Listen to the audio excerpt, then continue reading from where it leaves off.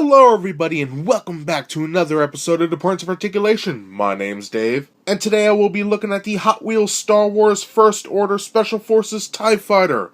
Whew, what a mouthful. So this ship was first seen in Star Wars Episode 7, The Force Awakens, and it was featured kinda heavily. We saw a couple segments with these fighters, but one that stands out to my mind is when Finn and Poe steal one of these from the First Order Star Destroyer and try to escape to Jakku to get the droid. Very awesome scene. Now what makes this TIE Fighter stand out, this then has a lot of added components that normal TIE Fighters don't have. We have shields, we have a hyperdrive, we have one pilot seat and one gunner seat, comms antenna. This thing is made for war. And what I mean by that is it just doesn't have forward fire and laser cannons. On the bottom, there's a turret that can spin and go up and down. So this bad boy is covered with weaponry. I guess its weak points would be the sides. But, whatever, that's a discussion for another time. Now, for the size of this ship, we're looking at about 2.5 inches tall and about 2 inches long. And it's a nice sized vessel. Now later on in the review I'll have different scales of this ship, as well as different ships, X-Wings, TIE Fighters from different eras, and we'll see how it stacks up to them. So we do have a lot to cover. We're going to look at the mold, the paint, put it on a stand, compare it, and then we'll be done. So let's get moving. To start off this review, let's begin with the mold. In the front of the ship we have our viewport, nicely done, our pylons, main cockpit area, nice little door there. We have our long-range comm antenna, laser cannons. On the bottom, we have our stand port. And then built into that, right here, that is the heavy weapons turret. I think they did a decent job with that. Turning to the back, we have our rivet. We have our hyperdrive / ion engines. Right here where the rivet is, you can see a little bit of that viewport, the window.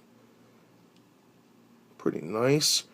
Now these circle sections by the wing and around the pylon, you can see they wrap all the way around. Those are the power cells, basically a battery. Now for the wings, they are nicely done. We have a lot of detail in the center. Our support struts going down the wing here, and then our beautiful panels. And I always like the panels on the TIE Fighters. Now right here we have our copyright crap. And that basically does it for the mold. I think they did a great job. So now let's take a look at the paint. Okay, looking at the paint, we only have a small handful of colors. Let's start right here on the cockpit. We have silver and black for the window, red for the laser cannons, the nice red paint that goes all the way to the back. Now the main color of this ship, it's not really true black. I would say it's an off black, maybe a little tint of brown in there. And you can see it's on the pylons, the cockpit, the antenna, and the wings themselves. And also on the wings, we have white. Some people have said it looks off-white because it's white paint on a black wing. And I have to agree. If you look at this really close, if you have one, you can see the black is bleeding through the white. But I don't mind that. I think it looks good.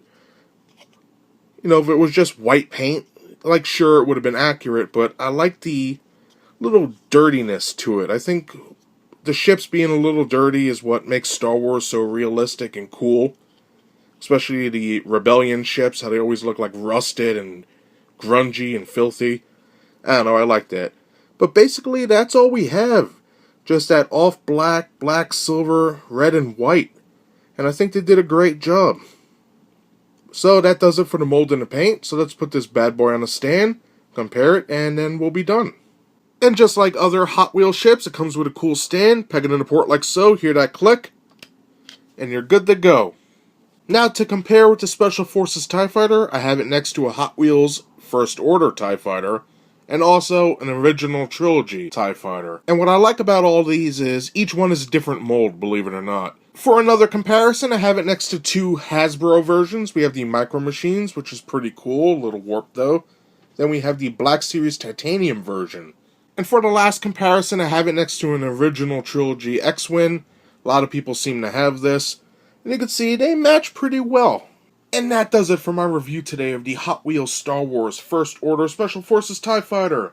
Again, This ship is about 2.5 inches tall and 2 inches long, and it's a nice size fighter. Now, a lot of these diecast ships I get, actually all of them, none of them are to scale with each other, which kind of sucks. But one cool aspect is, as we saw in my comparisons, I could have the original TIE Fighter, the Special Forces TIE Fighter, and the First Order normal TIE Fighter, and it's very interesting as a fan to see the evolution, the ship changes. Like, yeah, from a distance they all look alike, but there are minor and sometimes larger differences throughout the evolution of designs throughout the Star Wars universe, and I love to look at them. That's a huge win for me.